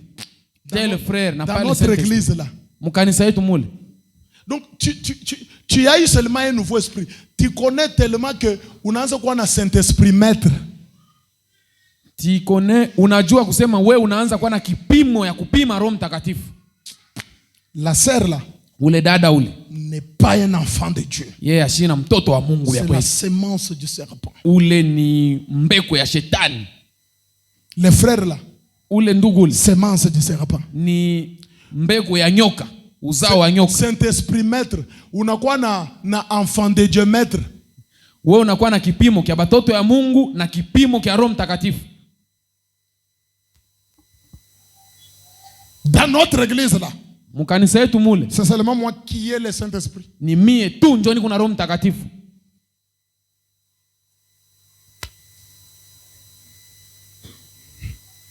C'est la preuve même que tu n'en as pas. Na ile njoo hakikisho kusema na wewe hauna nayo. Branham dit, Branham anasema il n'est pas donné à qui que ce soit de dire que celui-ci est de Dieu, celui-ci n'est pas de Dieu. Personne ne connaît ça. hairuhusiwi kwa mtu hata mmoja kusema huyu ni wa Mungu, huyu ashina wa Mungu. Hakuna mwenye kuyua. Amen. Amen. Amen. Vous avez le haut et le bas. Muko na Un pied dedans, un pied dehors. Kulu ndani. Voyez-vous, Munaona? vous n'êtes simplement pas allé très loin. Ni kusema mwa mkwenda tu mbali sana. Branham a dit, Branham anasema remarquez donc, muangalie sasa. je vous donnerai un esprit nouveau. Nitamipatia roho mpya Et je mettrai mon esprit. Oh. na nitaweka roho Branham dit, yangu. remarquez, Sasa anasema muangalie. le cœur nouveau Moyo mpya est placé en plein milieu de vous. inawekewa katikati yenu. Au milieu de vous. Ni katikati yenu. Et Branham continue, il dit, Na Branham endelea anasema et l'esprit nouveau na ile roho mpya est placé en plein centre de votre cœur nouveau. yo inaikala ni katikati ya ile moyo mpya. Et l'esprit de Dieu Na ile roho ya Mungu est placé en plein centre de l'esprit nouveau. yo inaikala katikati ya ile roho mpya. Amen. Amen. Amen. Justification, Kuhesabiwa haki, sanctification, kutakaswa, baptême du Saint-Esprit. ubatizo wa Roho Mtakatifu. Amen. Amen. Et quand ça atteint ici, Na wakati inafika hapa fini, pale kunaisha. tu es scellé. Pale unaisha. Branham dit ceci. Ndugu Branham anasema Écoutez, écoutez. Je suis dans combattre ardemment pour la foi. kupigania kwa mara moja kwa imani. Paragraphe 21 à 22. Kifunga 21 na 12. Prêché le 4 avril 54. Ya tarehe 4 mwezi wa 4 mwaka 54. Fabana dit, je prends vers la fin du paragraphe 21. Nabeba kumwisho wa ile kifungo ya 21. Je vous ai dit que l'esprit nouveau Nilimeambia kusema roho mpya marche de pair avec la sanctification. inatembea pamoja na kutakaswa. C'est pourquoi Fabana nous dit, Ndio maana ndugu Branham anatuambia quand vous recevez un esprit nouveau, kama mnapokea roho mpya, vous cessez de faire quoi? De boire. mnaacha kunywa pombe. Vous cessez de fumer. Mnaacha Vous cessez kukuta. de faire toutes ces bêtises-là. Mnaacha kufanya bile bitu bya C'est ovyo. ce que la sanctification amène. Ile njoo utakaso inaleta. Amen. Amen. Branham dit, Branham anasema eh bien, mzuri, la sanctification, kutakaswa c'est la purification. ile kutakaswa ni kusema kusafishiwa. Ah, la purification de l'esprit. Kusampisha roho. Amen. Amen. Écoutez, Musikie. c'est aussi un baptême du Saint-Esprit. Ni kusema nayo ni ubatizo wa Roho Mtakatifu. Mais le baptême du Saint-Esprit dans l'esprit, dans le pensée. Ni ubatizo wa Roho Mtakatifu mu roho au mu mawazo. Est-ce que vous comprenez? Eti C'est là mnaelewa? où Frère Branham dit, vous pouvez être baptisé du Saint-Esprit et aller en enfer. Na njopa ndugu Branham anasema Donc, unaweza kubatizwa na Roho Tu Mtakatifu es unaenda juste kukeena. purifié dans le pensée, dans ton esprit. Ni kusema wewe unasafishiwa tu mu mawazo mule mu roho. La sanctification. Ile njoo utakaso. Donc, wewe ulikuwa na mawazo paka mubaya. Toi tu avais seulement de mauvaises pensées. Maintenant, quand la parole vient, Asa kama roho neno banaanza nakuya, kutosha kwa ile mawazo mubaya. on commence à enlever les mauvaises pensées. Unaanza kuwaza kona we bien. Tu commences à penser ce qui est bien. Et toi, tu penses que mimi shikwanzake kwa parce que kuko bantu, écoutez-moi. C'est la Bible qui dit, hein. C'est la Bible qui dit, je crois dans Proverbe. Nawaza muile Ouais. kitabu ya Mezali. Il dit qu'il y a des gens Anasema kuko batu si ils n'ont pas encore médité du mal pour les autres, ils manquent même le sommeil dans leur maison. Kama baba ya waza bibaya juu ya bengine banakosa na bushingishi manyumba yabo. Donc il faut qu'ils pensent à mal. Inabidi yeye awaze fasse du mal à quelqu'un njoo atalala ako. Paka yeye awazie mtu bibaya njoo analala. Kama afanya bubaya asitalala. S'il n'a pas encore fait le mal, il ne peut pas dormir. Est-ce que vous comprenez? Munaelewa? C'est la Bible qui dit il y a des gens comme ça. Nasema kuko batu ba ile hali. Donc c'est pour dire que lui, si seulement son prochain mange seulement les foufous ici. Mais pourquoi pas yeye? Pour lui ça le gêne. Pourquoi seulement lui? Quand quelqu'un travaille si quelqu'un travaille et commence à gagner quelque chose, ça lui fait mal. Il est même prêt à kukwekea tu ata poison. Iko tayari akwekea sumu pour te tuer. Vous voyez? Munaona? Maintenant une telle personne, sasa mtu wa ile hali, elle vient à la parole avec ces pensées là. Kama nakuya muneno na ile mawazo, la parole prend cette personne là. Neno na beba ule mtu. Elle enlève toutes ces pensées là. Inatosha ile mawazo yote. Et la personne pense qu'elle a eu le Saint-Esprit. Na mtu anawaza kusema alipokea Roho Mtakatifu. Non. Hapana. Non, Dieu t'a juste sanctifié dans tes pensées là. Pale Mungu anakutakasa tu mawazo yako. C'est la sanctification. Ile ni utakaso. Alors c'est là où frère Branham me dit. Na ndio pale ndugu Branham anasema la purification de l'esprit. Kusampishwa kwa roho. Est-ce que je peux prêcher? Tunaweza kuhubiri. Est-ce que je peux prêcher? Vous trouvez dans une église. Munakuta mkanisa. Il y a le clan des frères Kasayen et le clan des frères Katange. Munakuta kunakuwa kakunji kabatu ya Ukatanga, kakunji kabatu ya Ukasai. Moi mubachi wale bakasai bauze mamoto. Laissez ces Kasayen acheter les frères dans l'église. Bandugu mkanisa. Les frères Katange. Bandugu ba Ukatanga. Mubachi bauze les mamoto. Tutabafukuje tutabebi les mamoto yote ile. Nous allons les chasser, nous allons récupérer toutes ces motos là. Mubachi bajenge. Laissez-les construire. Tutabakala mafuta tutabatelemsha. Nous allons les oindre et nous allons les chasser. Bakasai nabo? Les Kasaïens à leur tour. Mon cher. Nous. Attention, bakatanga ba yaminiake. Angalisho, aba bakatange, aba amini. Baswahili, ils ne croient pas. Les Swahili ne aba amini. Et ils n'ont pas une âme. Bo abana nafsi. C'est pourquoi même si nous sommes dans l'église là, attention. Ataka matuku mkanisa mule, angalisho. Souple we one. Ukuwe souple we moja. Unaona hii matai uze tu mpanga, unashikia tu frère Katanga na kwa kumdesordre, umkata ta kichwa. Il faut acheter une machette. Tu vois seulement un frère Katanga. Et c'est comme frère, et c'est comme ça que les gens pensent. Na vile ndio batu biko na waza. Maintenant quand tu viens à la parole, sasa kama unakuya muneno, Dieu a un grand travail. Mungu kuna kazi munene. Après qu'il enlève ce cœur de pierre là, kisha kutosha ile moyo haribwe, il doit purifier ton esprit. Anapasha kupatia esprit ya sasa. Que tu comprennes que ce frère Katanga là, s'il reçoit le Saint-Esprit, c'est mon frère. Ce frère Kasayen là, c'est mon frère. Kama anapokea Roho Mtakatifu ni ndugu yangu. Amusema amen, hein? Vous voyez? Amen. Dans l'église, il n'y a pas de Kasayen, il n'y a pas de Katange. Mukanisa amuna bakatange wala bakasayen. Mini kumuluba. Oh, moi je suis muluba. Et d'ailleurs muluba mini kumuluba 4. D'ailleurs mimi niko muluba kukatanga. Et lui c'est muluba Kasai. Yeye ni muluba kukasai. Ule ni Muswahili, mimi niko Musanga. Celui-là c'est un de Swahili, moi je suis Musanga. Dieu doit d'abord laver cet esprit là. Il doit lever. Kusafisha ile roho kutosha.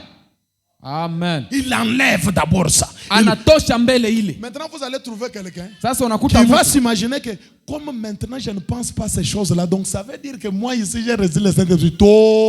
C'est un nouveau esprit, une nouvelle façon de comprendre les choses. Le Saint-Esprit n'est pas encore venu. Mwingine anasema vile mishi wazaki vitu ya vile nisha kupata. Parce que pour te prouver, ile ni roho mpya tu. Pour te prouver que c'était juste le nouveau esprit. Kwa ikisha kusema ilikuwa ni roho mpya. Angalia kama tu banataya Kasai mububai vile unashikiaga muro. Regarde seulement quand on cite Kasai comment tu sens dans ton cœur. Ni tete pour les paroles. Kama tusineno. Ce n'est pas ni tete. Ouais ukingariki paka ule frère Musunyar na sœur Musunyar ule. C'est pour dire que tu as juste un nouveau même frère, même sœur. Uko tu na ile roho mpya. Abakasayaba. C'est Kasayen ici. Wabawezi kutudiriger. Ils ne peuvent pas nous diriger. Ce n'est pas le Saint-Esprit, nouveau esprit. Yo ili inafika kumwisho leo. Aina Roho Mtakatifu ni roho mpya inafika sasa kumwisho wake. Ndio kwa maana la nouvelle naissance est très capitale. Kuzaliwa mara ya pili ni ya lazima sana. Très capital, frère. Ya lazima sana. Branham continue, il dit. Branham endelea anasema. Est-ce que vous continuez à aimer frère Branham? Eti mnaendelea kumpenda ndugu Branham? Il continue, il dit. Anaendelea anasema. La purification de l'esprit. Ile kusafisha kwa roho au kwa mawazo. Se préparer. Ni kutayarisha. Pour le baptême du Saint-Esprit. Juu ya kupokea ubatizo wa Roho Mtakatifu. C'est ça la sanctification. Ile ndio utakaso. On te purifie, on te lave, on te nettoie. Bana kusafisha, bana kuosha. On te prépare pour recevoir quoi? Bana kutayarisha juu ya kupokea Roho Mtakatifu. Frère Branham continue, il dit. Ndugu Branham endelea anasema. La première chose qu'il y a. Kitu kia kwanza kenye kiko. Lorsqu'il y a un ver qui traîne dans une porcherie. Wakati kuko vere naanguka mule mufasi ya bangombe. Dans un poulailler ou que ça soit. Fasi ya makuku au fasi ingine ya buchafu. Et que vous voulez l'utiliser. Na wewe unapenda kuitumikisha. La première chose. Kitu kia kwanza. C'est que vous les ramassez. Wewe unailokota mbele. Branham dit c'est la justification. Branham anasema ile ni kuhesabiwa haki. Amen. Amen. Vous lavez à main. Unainawisha, uko nayo kumikono. Uko nayo kumikono. Donc le verre est dans les poulaillers. Ni kusema tu ramasses ça.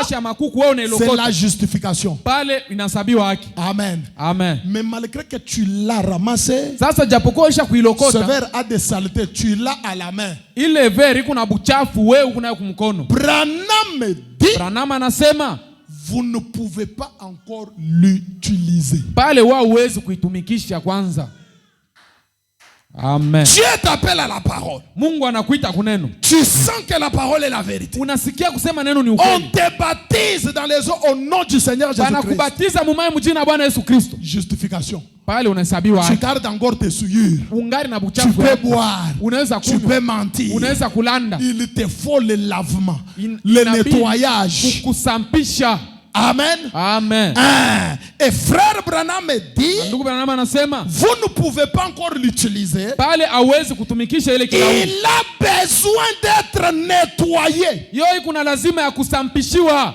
Ensuite, na kisha vous le faites entrer. Unaingisha. Vous le nettoyez. Unaisampisha. Vous le stérilisez. Unaisampisha kabisa. Unaichoma njoo kuchoma microbe. Unaitia na kumoto. Njoo kile foba na mimi unasema hapa ya moto. Il dit vous les stérilisez. Unaichoma kumoto. Vous les faites bouillir. Unaitokotesha. Et cela enlève tous les germes. Pale ile natosha ile mabuchafu yote. Dieu doit vous ramasser. Mungu anapasha kumilokota. Amen. Amen. Il t'a ramassé, tu es venu dans les messages. Tu as crié, tu es baptisé. Tu as toujours les saletés. Unaamini unabatiziwa ungari paka na buchafu. Après il te faut un nouveau esprit. Pale nakubiri roho mpya. Il te faut la sanctification. Inabidi utakaso. La sanctification, Dieu te lave. Ile utakaso nini? Mungu anakunawisha. Il te nettoie. Anakusafisha. Il te purifie. Anakutafisha. Il te stérilise. Anakuchoma. Et il te fait bouillir. Il te bouillit dans l'eau chaude. Anakutokotesha mumaya moto.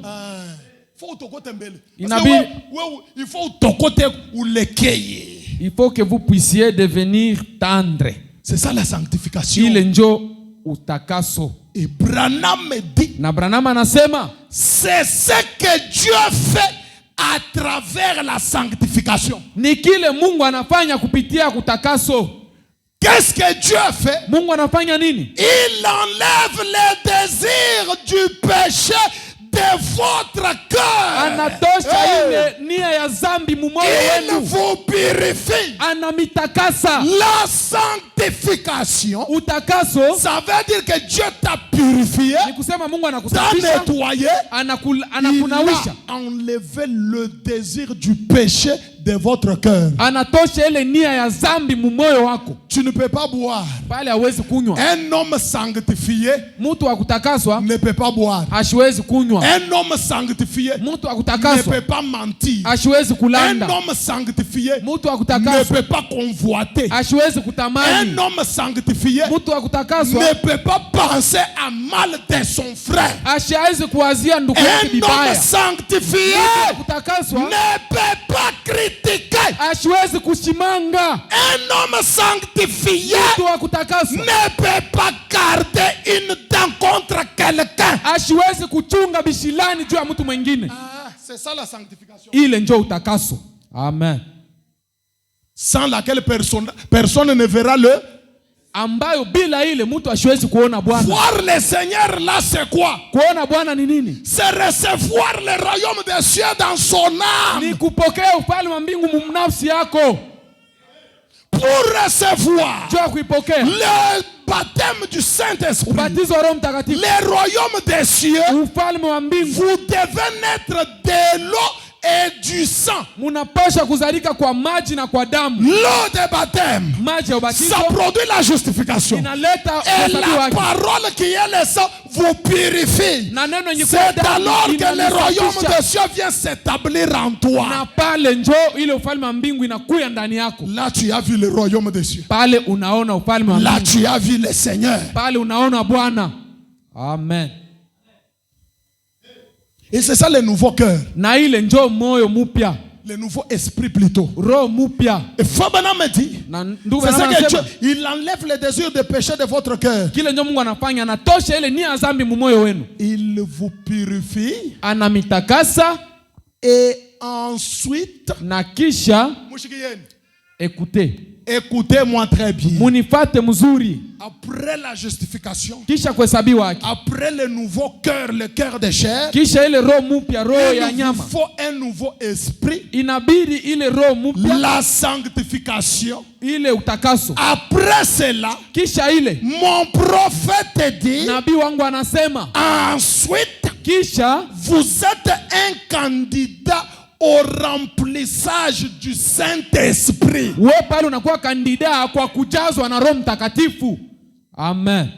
Écoutez, Musikie. tu es candidat pour le Saint-Esprit, c'est après être justifié, après être sanctifié. Là maintenant, on te sélectionne pour le remplissage du Saint-Esprit. Ni kusema kisha kuhesabiwa haki, kisha kutakaswa, njoo sasa na wewe unaingia mkundi ya pale tunachunga kupokea. Attention. Tu Angalisho, peux être justifié, unaweza kuhesabiwa haki, sanctifié, wewe kutakaswa, mais tu n'es pas baptisé du Saint-Esprit. lakini hauna kubatizwa na Roho Mtakatifu. Tu peux avoir un nouveau cœur, Unaweza kuwa na un roho nouveau esprit, roho mpya mais sans l'esprit de Dieu. bila roho ya Mungu. Quand tu es sanctifié, Wakati quand tu unatakaswa, reçois un nouveau esprit, wakati unapokea roho mpya, tu es candidat pour le Saint-Esprit. Tu n'es wewe pas pale encore unakuwa baptisé du kandida ya Saint-Esprit. kupokea Tu es c'est comme au yaipokea bado. Regarde. Musikie. D'ailleurs, nous sommes pendant la période des élections, de la campagne. Tuko mwakati wa kampeni. Ils sont candidats, non? Si bale Non, ni candidat bateuliwa. présidentiel. Oh, wa kuchaguliwa kuwa rais. Il est déjà président. Eske anakuwa rais? Il est juste candidat. Ya ngadi tu anachunga kuchaguliwa. Il est prêt pour l'élection. Yeye iko tayari juu ya C'est kuchaguliwa. ça la sanctification spirituellement Ile parlant. ndio utakaso Donc, kiroho. tu es juste choisi un candidat pour le remplissage, mais tu n'es pas encore rempli. Ni kusema wewe unakuwa pale kubale banachunga kujazwa lakini Je continue. hujajazwa. Fabanamadi. Ndugu anasema Alors, sasa le mot sanctifié signifie ile kutakaswa inasema être purifié kusafishwa et mis à part pour les services. na kuwekewa pembeni juu ya kazi fulani. Tu prends les verres, Unabeba ile kilaudi, tu les nettoies. unaisafisha. Amen. Amen. Tu stérilises, tu Unaichoma, réchauffes ça. unaitokotesha byote. Amen. Amen. Et tu prends ces verres-là. Kisha unabeba ile kilaudi ile. Tu pars, tu les mets dans la vitrine. Unaenda unaiweka mule mukabati. Est-ce que les laver, les sanctifier, les purifier et puis mettre dans la vitrine, c'est ça utiliser? Eti wakati unaisha bile biote unaweka mvitrine, pale unaitumikisha. Là, le verre qui est nettoyé, qui est mis dans la vitrine, est seulement candidat pour l'utilisation. Ni kusema ile kilauri yo inakuwa tayari mkuchunga kutumikishiwa. Après que tu l'aies lavé, kisha we kuiosha, c'est alors que tu peux aller prendre de l'eau pure. Ni pale sasa unaweka ile maji safi. Tu verses, unaweka ndani, tu bois. na unakunywa. Là tu l'as utilisé. Pale sasa unaitumikisha. Mais aussi longtemps que le verre est gardé dans la vitrine, il n'est pas encore eu. Wakati yote ile kilauri itakuwa mule mkabati, haiyatumikishiwa. Tu es sanctifié, oui, mais tu n'es pas encore baptisé du Saint-Esprit. Parce que c'est le Saint-Esprit qui te met en service. Ni kusema wewe batizwa na Roho Mtakatifu, juu Roho Mtakatifu ndio anakuweka mkazi. C'est la raison pour laquelle frère Branham me dit. Ndio kwa maana ndugu Branham anasema, tout travail que tu dois faire à l'église, tu dois être baptisé du Saint-Esprit. Kazi yote unapaswa ufanye mkanisa, unapaswa kubatizwa na Roho. Je prêche la parole. Ni kunahubiri neno. Reçois d'abord Dieu dans ton âme. Mbele umpokee Mungu munafsi yako. Tu ne l'as pas, ne passe pas à la chair. Kama uyampata usipite huku kumimbari. Parce que tu viendras ici avec un nouveau esprit. Juu utakuja hapa na roho mpya. Frère Branham dit. Ndugu Branham anasema. Frère Branham dit. Ndugu Branham anasema. Ndugu Branham anasema. Nouveau esprit. Roho mpya. Après, kisha unapika mpompi. Unapika kupembeni. Mwambi. Pastori. Ulianza kuhubiri hapo tunaanza kusote. Tu commences à nous prêcher sans sauter. Hii ni nini? Ça c'est quoi? Tu prêches, nous on dit amen. Unahubiri sisi tunasema amina. Après, kisha il faut que après c'est maintenant que moi j'ai reçu le Saint-Esprit. Hapa sasa mimi napokea Roho Mtakatifu. Tout ce temps ici que tu nous prêchais. Sasa wakati wote ulianza kutuhubiri. C'était quoi? Ilikuwa nini? Nouveau esprit. Roho mpya. Et combien de gens batu ngapi sont dans le nouveau esprit aujourd'hui? Bakingari mu roho mpya leo. Branham dit ceci. Branham anasema hivi. Je suis déjà presque à la fin. Niko karibu kuisha. Je vais lire même des écritures, j'arrête. Question et réponse. Swali na majibu, mahubiri. Du 5 plutôt le 16 mai 54. Ya tarehe 16 mwezi wa 5 mwaka 54. Paragraphe 17. Kifungo ya 17. Je descends un peu. Faut Branham dit. Nashuka pale chini. Ndugu Branham anasema. Écoutez la différence entre la sanctification et le baptême du Saint-Esprit. Entre le nouveau esprit et l'esprit de Dieu. Suivez. Musikia achanisho kati ya utakaso na kubatizwa na Roho Mtakatifu. Roho mpya na roho ya Mungu. Musikia. Alors la chose à faire. Sasa kitu ya kufanya. Alors le sang de Jésus-Christ purifie la convoitise et la passion. Plutôt, attends, j'ai mal lu. Fabana me dit, la chose à faire, le sang de Jésus-Christ vous purifie de la convoitise et de la passion. Cela est appelé la sanctification. Ile inaitwa utakaso. Le mot sanctification veut dire kutakaswa ni kusema être purifié, kusafishiwa et mis à l'écart pour le service. Na kuwekewa fasi fulani juu ya kazi. Ndugu Branham anasema maintenant, hapa sasa, cet esprit de convoitise vous quitte. Ile roho ya kutamani inamitoka. Il vous quitte sous la sanctification. Inamitoka pale wakati wa utakaso. Écoutez maintenant. Musikie. Écoutez ce que la sanctification produit. Musikie kile utakaso inazala. Vous êtes sanctifiés. Mwe mnatakaswa. Branham dit. Ndugu Branham anasema. Une petite dame gentille. Ule dada moya mzuri. Disons, elle fréquente l'église. Mwenye iko na kuya kanisa. Elle chante dans la chorale. Anaimba mkwaya. Mais elle doit tondre sa pelouse. Lakini anaenda kukatakata ile peluze yake. En des petits shots. Muka kaputula. Donc, elle vient à l'église, elle chante dans la chorale. Yeye iko naimba, anafanya kazi ukanisa. Elle nous joue même le piano. Iko na tuchezea na huko piano. Elle conduit même les chants à l'église. Iko naongoza na manyimbo kanisa. Elle interprète même. Iko na tafsiri na kutafsiri. Mais quand elle doit couper la pelouse à la maison, lakini wakati anaanza kukatakata peluzi kule kunyumba, kakilote na bras cassés. Mais c'est une sœur à l'église, hein? Lakini ni dada wa kanisa. Fabana me dit. Ndugu Branham anasema. Écoutez très bien. Musikie. Suivez attentivement. Fabana me dit. Ndugu Branham anasema. Prenez cette même femme là. Mubebe ule mwanamke moya moya ule. Laissez-la. Mumwache. Une fois qu'elle est sanctifiée, wakati anatakaswa, et laissez-la emporter une paire, vous allez voir. Mumwache tu apime kuvala ili mutaona. La même femme là qui porte les shorts, Ule mwanamke mama mwenye kuvala une fois qu'elle est sanctifiée, wakati tu anatakaswa, donnez-lui ces shorts là, elle ne portera mumupatie tu le tumanguo jamais. tukupe ashitavala kamwe. Pourquoi? Juu ya nini? Parce qu'elle est sanctifiée. Frère, Juu ya isha la kutakaswa. sanctification c'est la sainteté. Ile utakaso ni C'est utakatifu, se tenir loin de la saleté. ni kwenda mbali na buchafu.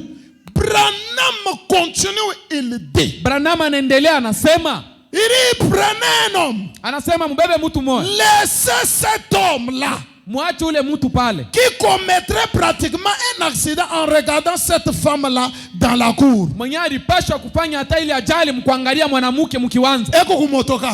ele au volant, ile Dès au qu'elle volant. voit une femme mal habillée, Kama anaona tu mwanamke aisha kuvala mbaya, Frère Branham a dit, ndugu Branham anasema il peut même commettre l'accident. ule mtu anaweza hata kwenda kufanya na maajali kule kunaenda. Amen. Amen. Lui ne peut pas voir une femme. Yeye asiwezi kuona mwanamke Plein de convoitises. wa kuyala Jusqu'à la moelle épinière. paka kule kubongo. Frère Branham a dit, Ndugu Branham anasema prenez ce même homme. mubebe ule mtu. Oh, mes frères. Oh bandu, Laissez-le une fois être sanctifié. mumwache tu mara moja anatakaswa Et qu'il descende la rue. na ashuke mubalabala. Branham dit, Branham anasema il fixera son esprit sur ce qu'il fait. yeye ataendelea kuangalia paka kile kwa C'est nafanya. tout à fait vrai. Ile iko sawa. S'il regarde de côté Kama anaangalia et kumpembeni, il voit une femme mal habillée, anaona mwanamke aisha kuvala Frère mbaya. Branham dit, Ndugu Branham anasema il détourne la tête. yeye pale anaangalia kupembeni. C'est ça. Ile njoo Vous y êtes. pale unafika. Amen. Amen. Le Saint-Esprit Roho Mtakatifu lui dira, atamwambia détourne la tête. wewe geuka ngambo ingine. Branham dit, c'est ça. Ndugu Branham anasema njoo vile. C'est vrai. Ni mzuri. C'est la sanctification. Ile ni utakaso.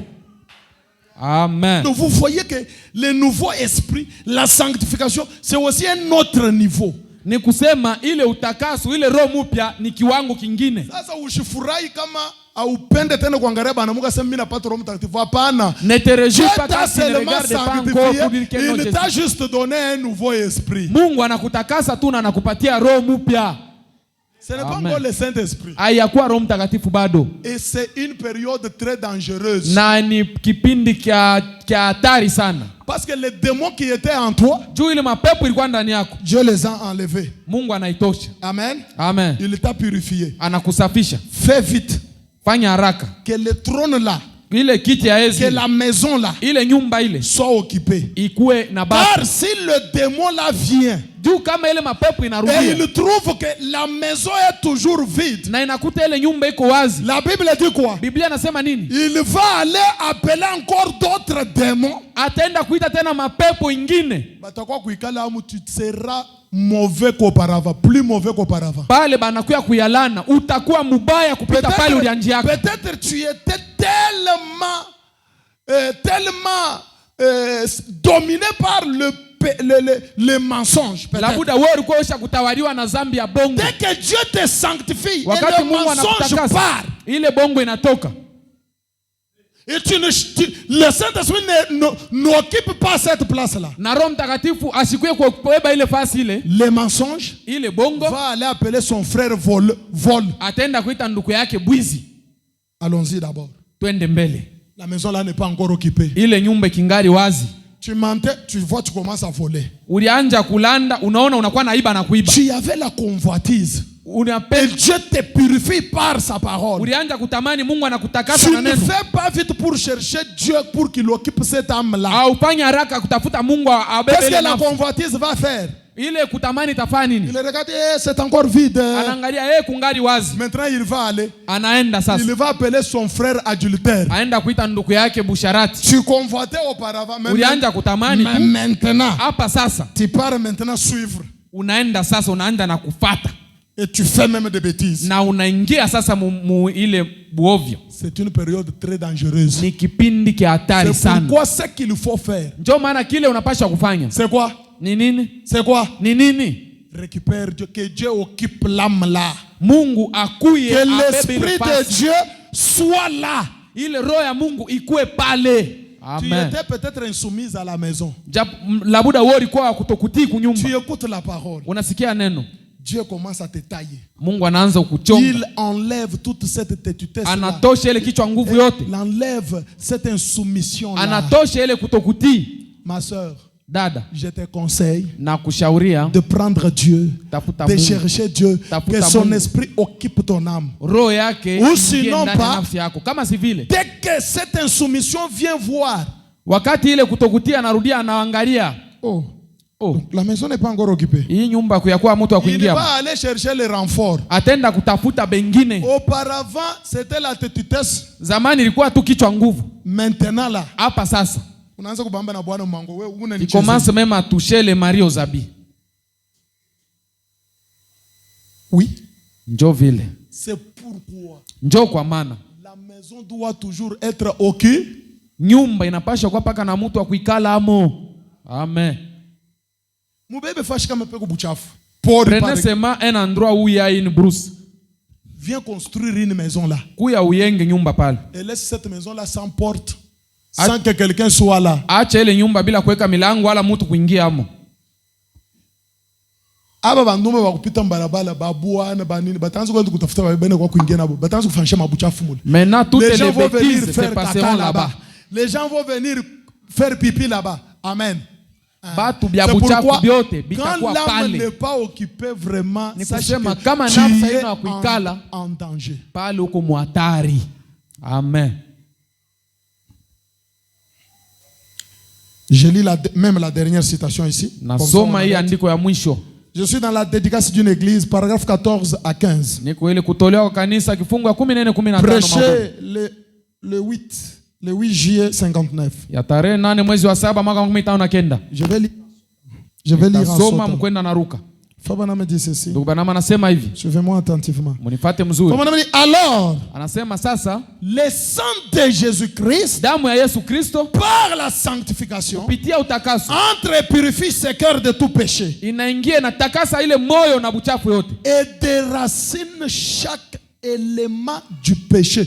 Na inangola kila ile kitu kinkuleta zambi. Chaque élément du péché. Ni kusema kila mzizi wa zambi. C'est ça le nouveau esprit, c'est ça la sanctification. Ile njo roho mpya, njo kutakaswa. Tout ce qui est du péché est enlevé en toi. Kyote kile kenye ni kia zambi kinangolewa ndani yako.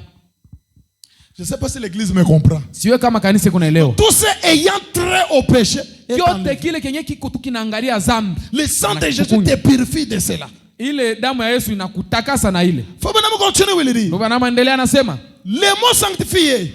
Tendo kutakaswa. Les gens s'y achoppent. Batu bana. Mais c'est un mot grec composé qui signifie. Ni tendo ya Kigreki yenye iko mbili. Être purifié. Yenye kusema kusafishiwa. Mis à part pour les services. Na kuwekewa pembeni juu ya kazi fulani. Branham dit. Branham anasema. Ah frère, suivez-moi attentivement. Munifate mzuri hapa. Tu peux être sanctifié, c'est vrai. Unaweza kutakasiwa ni mzuri. Lavé, nettoyé. Tu as un nouveau esprit. Unapata ile roho mpya. Frère Branham dit. Ndugu Branham anasema. Être mis à part pour les services. Na kuwekewa pembeni juu ya kazi fulani. Mais être mis à part pour les services. Lakini kuwekewa pembeni juu ya kazi. Ne signifie pas encore la mise en service. Ile haiseme unakuingia mkazi, hapana. Hapana, ce n'est pas ça. Ce n'est pas ça. Amen. Amen. Branham dit. Ndugu Branham anasema. Mais quand le Saint-Esprit entre dans ces vases sanctifiés, sasa wakati Roho Mtakatifu anaingia mwile chombo ya kutakaswa, il les remplit, anamujaza, et les met au service du Seigneur. Na anamuweka mukazi ya Bwana. Peut-être tu ne vas pas prêcher. Labuda hawezi kuhubiri. Peut-être tu ne vas pas chanter. Labuda hawezi kuimba. Mais la vie que tu mènes, lakini maisha ile unaishi, c'est une très grande prédication pour les païens. Ile ni mahubiri kubwa kwa pagani. C'est pourquoi frère Branham dit. Ndio maana ndugu Branham au lieu de me prêcher 1000 sermons, baada ya kuhubiri mahubiri 1000, fais-moi seulement un seul. We ishi tu mahubiri moja. La meilleure prédication, mahubiri mzuri ce n'est pas se tenir à la chair prêchée. haina kusimama kumimbari hapa na La kuhubiri. meilleure prédication, Mahubiri mzuri c'est la vie que tu mènes tous les jours ni ici. maisha ile uko naishi masiku Mais yote. regarde la vie que toi tu mènes. Sasa angalia maisha ile uko Tu naishi. es une pierre d'achoppement pour les autres. Wewe unakuwa jiwe la kukwaza kwa wengine. Bekupaka na kutaya ser ule On cite seulement telle sœur, arinifanya. elle m'a Ser fait. ule Telle sœur, arinisema. elle m'a Et parlé. effectivement ulisema. Et en réalité, tu l'as fait, tu l'as dit. Effectivement ulifanya Mukweli, tu as fait ça. après avoir fait, Kisha we kufanya, après avoir parlé, kisha kusema, après avoir dit ou critiqué. kisha kusema au kusimanga. N'as-tu pas quand même de condamnation? Hauna ile N'as-tu pas kuhukumiwa quand même ndani de yako? reproches? Hauna mahukumu ndani yako? Hey, toute cette parole que tu entends, ça te dit quoi? Neno yote huko nasikia inakwambia nini? Amen, alléluia. Je suis sanctifié. Je suis Amina, haleluya, natakaswa. Être mis à part pour le service ne signifie pas encore la mise en service. Kuwekewa pembeni juu ya kazi fulani haiseme kuingia mkazi, hapana. Écoutez, écoutez, écoutez. Musikie. Et celui qui est une fois lavé par le sang de Jésus-Christ Na ule mwenye aisha kunawishwa mara moja na damu ya Yesu Kristo, n'a plus les désirs du péché. yeye ashina tena matamanivu ya dhambi. C'est frère Branham. Ni ndugu Branham. Celui qui est lavé par le sang de l'agneau. Ule aisha kunawisha na damu ya Yesu Celui Kristo, qui a reçu l'esprit nouveau ule aisha kupokea roho mpya, n'a plus besoin, n'a pas le désir du. ashina tena matamanivu ya dhambi. Sasa unyambiake. Maintenant, dis-moi, Kama si uko mwenye kupokea déjà l'esprit nouveau. Sasa njua nini ukunenda kushimangana? Parce que celui qui est lavé par le sang de l'agneau n'a plus le désir de péché. Il n'en a pas. Mais comment toi tu as eu un esprit nouveau, mais tu es allé critiquer la sœur là, tu es allé critiquer le frère là? sasa namuna gani wewe kuna roho mpya unaenda kushimanga ule ndugu au ule dada? Pourquoi tu es parti parler à mal de cet homme-là? Jua nini unaenda kusema bibaya juu ya ule mtu? Pourquoi tu ne supportes pas ce frère-là? Pourquoi tu ne supportes pas cette sœur-là? Jua nini uvumilie ule ndugu au ule dada? Qu'est-ce qu'il t'a fait en réalité? Alikufanyaka nini tu mukweli? Pourquoi tu hais l'autre là? Jua nini unamchukia? Pourquoi? Jua nini? Et pourtant vous êtes dans une même église. Japo muko Vous mkanisa écoutez moja, la même parole. munasikia neno moja, Ne peux-tu pas changer s'il te plaît? hawezi kubadilika tafadhali? Ne peux-tu pas chercher quand même cet esprit nouveau? Eti hawezi kutafuta ile Parce roho que juste mpya. avec l'esprit nouveau, tu n'auras pas le désir de pécher. Juu na ile roho mpya tu hautapata tena ile tamaa ya dhambi. Avec l'esprit nouveau, Na ile roho mpya tu ne peux pas haïr ton frère. hawezi kuchukia Tu ne ndugu peux yako. pas faire des problèmes à ton frère, à ta Hawezi sœur. kumfanyisha ndugu yako au dada yako mamambo. Juste avec l'esprit nouveau, Pamoja na ile roho mpya, ma sœur, tu seras soumise à ton mari. dada utakuwa mtii kwa bwana wako. Bien-aimé, juste avec l'esprit nouveau, Ndugu, na ile tu roho mpya tu vas cesser la malhonnêteté. utaacha ile maisha ya kutembea mbaya, Tu seras juste. utakuwa mtu wa Juste avec watu. l'esprit nouveau, Branham dit tu peux tout faire. Ndugu anasema na roho mpya tu unaweza Tu kufanya peux même vyote. vivre pour Dieu juste avec l'esprit nouveau. Unaweza kuishi juu ya Mungu kupitia tu ile roho mpya. Est-ce que tu y en as vraiment cet Eti esprit? uko nayo Parce kabisa. qu'il est aussi nécessaire qu'on puisse d'abord les recevoir avant de recevoir le baptême du Saint-Esprit, avant d'être mis au service pour le Seigneur. Juu nayo ni ya lazima mbele ya kupokea ubatizo wa Roho Mtakatifu, mbele ya kuwekewa mkazi ya Bwana, inabidi Maintenant qu'on est tupokee debout mbele. dans sa présence, Wakati tunasimama wima muwepo wake. pense ce soir, Wewe fikiria hii magari. réfléchis sur tes voies. Fikiria hapa manjia yako. Dire Amen à l'église ne te sauvera pas. Kusema amina kanisa Être haitakuokoa. naturel, être bon, être ceci et cela, ça ne t'aidera pas. Kukua kimaumbile, kukua mwema haitakusaidia. Il te faut Inakubidi avoir l'esprit nouveau upate ile roho mpya pour que juu l'esprit de Dieu vienne en toi. roho ya Mungu ikuwe ndani yako. Pendant qu'on nous donne la mélodie, Wakati banatutumia wimbo, nous allons chanter et chacun de Tutaimba. nous va s'avancer devant Dieu. na kila mmoja wetu atakaribia mbele ya Mungu.